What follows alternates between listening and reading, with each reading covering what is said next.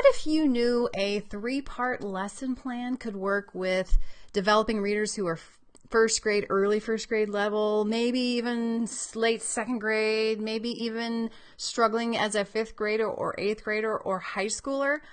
That's what I want to share with you tonight. We're in the end of a 3-part series of 3-part lesson plans for 3 types of readers.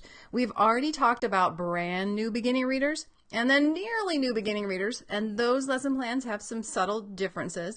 But tonight I want to talk about the developing reader, and this is a lesson plan format that works with almost every kiddo who is out of that early stage and either is beginning or is struggling. Maybe they're not fluent yet.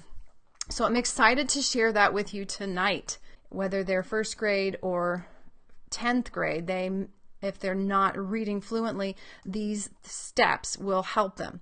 The words specifically that are on this plan may not be hard enough for the 10th grader, but and certainly the text wouldn't be, but the same plan will work for those kiddos. So we talked about Switch It last week, and it's also the focus of the Level Up Your Readers Achievement in the Next 5 Days challenge starting on Monday. So we've been talking about it a lot, and many of you know about it. So I'm going to show you an example of Switch It. And so as I show the video example, I want you to look for 2 things. Number 1, how the activity is done, in case you don't know about it.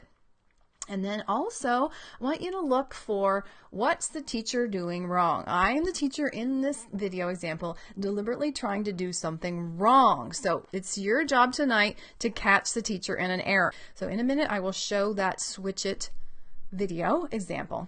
And these would be the list that you could use. And which list you choose could be based on the day of the week or maybe some other deciding factors, which we'll talk about in a minute. Okay, so let's get into the video. Remember, your job is to see how Switch It works and also see what the teacher's doing wrong. Okay, we're going to switch it, and we're going to switch got to hot. Oh, it's not yet hot outside, I don't think. Well, we're getting warmer. We're in Wisconsin, so. Okay, just say it once. Good. Now let's check each sound. Okay, I was watching the camera instead of you. And the word is hot. Hot is perfect. Okay, switch it to hat. Like I put a hat on to keep the sun from burning me. Very nice. And the word hat. Is, all right. And now the next word is had. I had a good time today. Had. Hat. Nope. Had. Bingo.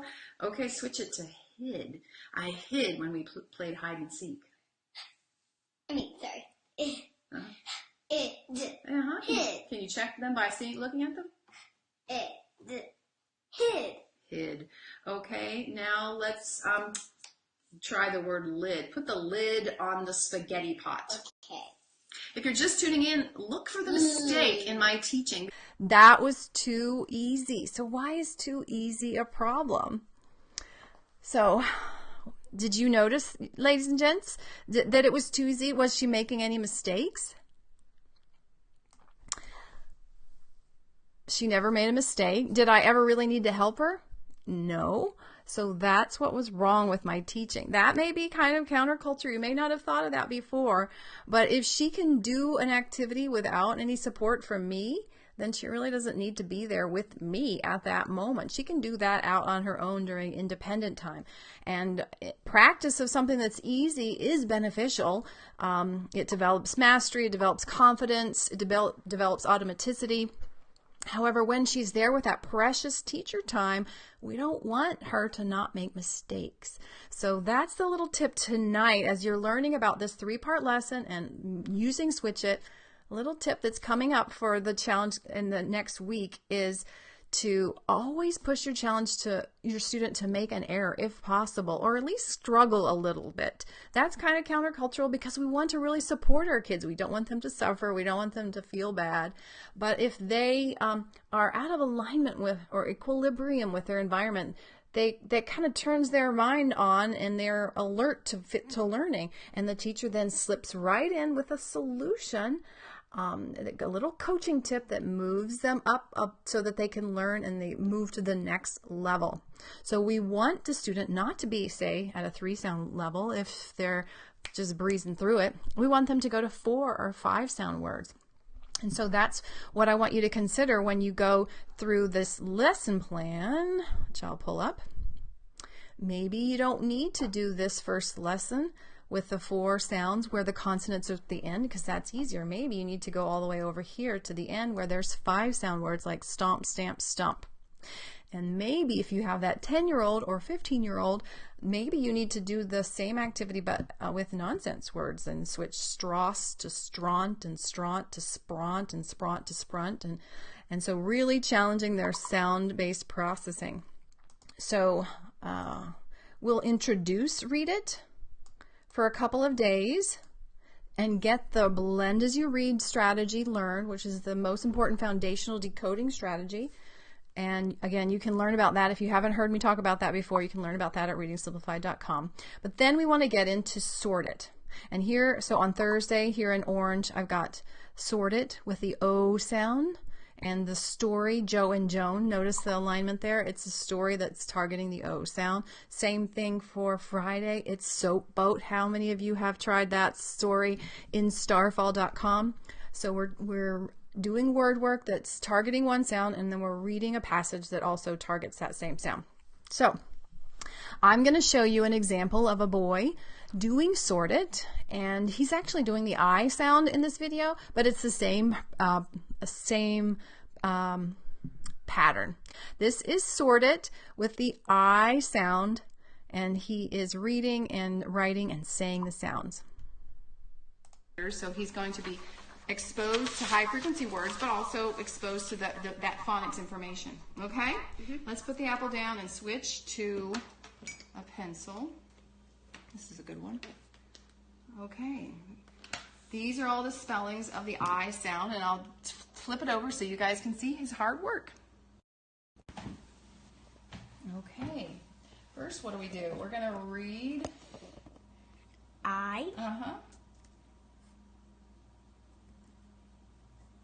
And he says the sounds as he does it, which is so important. I. Oh, can I hear you sound? Good? I. Okay.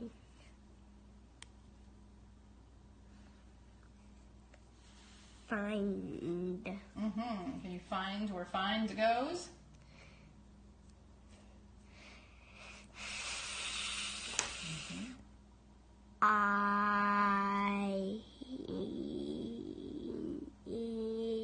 No, it's just I. All by itself. I. Find. Did you see how he was decoding using the blend as you read approach, which we talk about in Read It? But he's also learning all that advanced phonics, the I in my and high and pi and time. Also, I didn't point this out in the video, but did you see there was that key sentence, and all the columns were organized by a key sentence? It's a mnemonic to kind of remember all the I spellings. I like to try to find the right pi, and that was what he had at the top of each column. I like to try to find the right pi. And for each of the key sounds, we have that type of mnemonic, a key sentence.